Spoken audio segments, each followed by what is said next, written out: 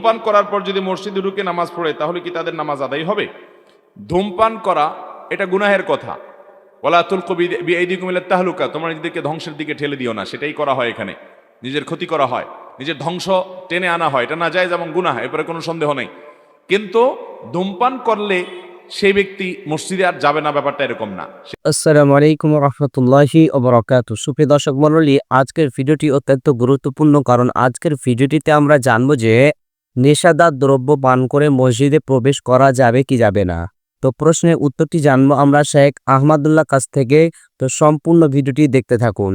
আর এই চ্যানেলে আমরা নিত্য নতুন ইসলামিক ভিডিও আপলোড করে থাকি, সেই জন্য অবশ্যই আমাদের এই চ্যানেলটিকে সাবস্ক্রাইব করে রাখবেন। কিন্তু ধূমপান করলে সেই ব্যক্তি মসজিদে আর যাবে না, ব্যাপারটা এরকম না। সে পরিষ্কার করে মুখের দুর্গন্ধ দূর করে ভালো করে কুলি করে মেসোয়াক করে ব্রাশ করে তারপরে মসজিদে যাবে। কারণ তার দুর্গন্ধ নিয়ে যদি মসজিদে যায় তাহলে মসজিদে মানুষগুলোর কষ্ট হবে কি হবে না? আপনারা রাগ করিয়েন না,